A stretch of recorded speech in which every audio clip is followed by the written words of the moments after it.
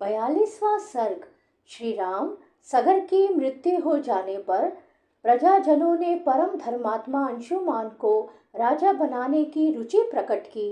रघुनंदन अंशुमान बड़े प्रतापी राजा हुए। उनके पुत्र का नाम दिलीप था। वह भी एक महान पुरुष था। रघुकुल को आनंदित करने वाले वीर अंशुमान दिलीप को राज्य देकर हिमालय के रमणीय शिखर पर चले गए और वहां अत्यंत कठोर तपस्या करने लगे। महान यशस्वी राजा अंशुमान ने उस तपोवन में जाकर 32,000 वर्षों तक तप किया। तपस्या के धन से संपन्न हुए उस नरेश ने वही शरीर त्याग कर स्वर्ग लोक प्राप्त किया। अपने पितामहों के वध का वृतांत सुनकर महातेजस्वी दिलीप भी बहुत दुखी रहते थे। अपनी बुद्धि से बहुत सोचने विचारने के बाद भी वे किसी निश्चय पर नहीं पहुंच सके। वे सदा इसी चिंता में डूबे रहते थे कि किस प्रकार पृथ्वी पर गंगा जी का उतरना संभव होगा, कैसे गंगा जल द्वारा उन्हें जलांजलि दी जाएगी और किस प्रकार मैं अपने उन पितरों का उद्धार कर सकूंगा। प्रतिदिन इन्हीं सब चिंताओं में पड़े हुए राजा दिलीप को, जो अपने धर्माचरण से बहुत विख्यात थे, भगीरथ नामक एक परम धर्मात्मा पुत्र प्राप्त हुआ।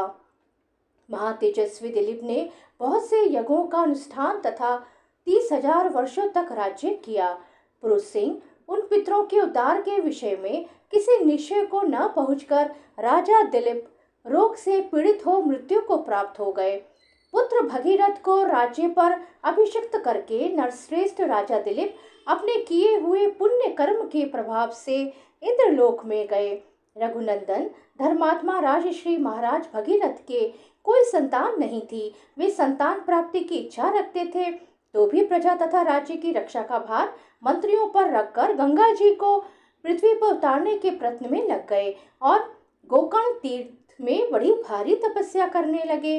महाबाहो, वे अपनी दोनों भुजाएं ऊपर उठाकर पंचाग्नि का सेवन करते हुए इंद्रियों को काबू में रखकर एक एक महीने पर आहार ग्रहण करते थे। इस प्रकार घोर तपस्या में लगे हुए महात्मा राजा भगीरथ के 1,000 वर्ष व्यतीत हो गए। इससे प्रजाओं के स्वामी भगवान ब्रह्मा जी उन पर बहुत प्रसन्न हुए। पितामह ब्रह्मा ने देवताओं के साथ वहां आकर तपस्या में लगे हुए महात्मा भगीरथ से इस प्रकार कहा, महाराज भगीरथ, तुम्हारी इस उत्तम तपस्या से मैं बहुत प्रसन्न हूँ। श्रेष्ठ व्रत का पालन करने वाले नरेश्वर, तुम कोई वर मांगो। तब महातेजस्वी महाबाहु भगीरथ हाथ जोड़कर उनके सामने खड़े हो गए और उन सर्वलोक पितामह ब्रह्मा से इस प्रकार बोले, भगवान, यदि आप मुझ पर प्रसन्न है और यदि इस तपस्या का कोई उत्तम फल है, तो सगर के सभी पुत्रों को मेरे हाथ से गंगा जी का जल प्राप्त हो। इन महात्माओं की भस्म राशि के गंगा जी के जल से भीग जाने पर मेरे उन सभी प्रपितामहों को अक्षय स्वर्ग लोक मिले। देव, मैं संतति के लिए भी आपसे प्रार्थना करता हूँ, हमारे कुल की परंपरा कभी नष्ट ना हो।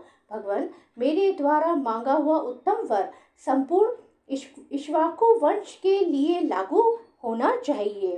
राजा भगीरथ के ऐसा कहने पर सर्वलोक पितामह ब्रह्मा जी ने मधुर अक्षरों वाली परम कल्याणमयी मीठी वाणी से कहा, इक्ष्वाकु वंश की वृद्धि करने वाले महारथी भगीरथ, तुम्हारा कल्याण हो। तुम्हारा यह महान मनोरथ इसी रूप में पूर्ण हो। राजन, ये है हिमालय की ज्येष्ठ पुत्री हेमवती गंगा जी। इनको धारण करने के लिए भगवान शंकर को तैयार करो। महाराज, गंगा जी के गिरने का वेग यह पृथ्वी नहीं सह सकेगी। मैं त्रिशूलधारी भगवान शंकर के सिवा और किसी को ऐसा नहीं देखता जो उन्हें धारण कर सके। राजा से ऐसा कहकर लोक सृष्टा ब्रह्मा जी ने भगवती गंगा से भी भगीरथ पर अनुग्रह करने के लिए कहा। इसके बाद वे संपूर्ण देवताओं तथा मरुद्गणों के साथ स्वर्ग लोक को चले।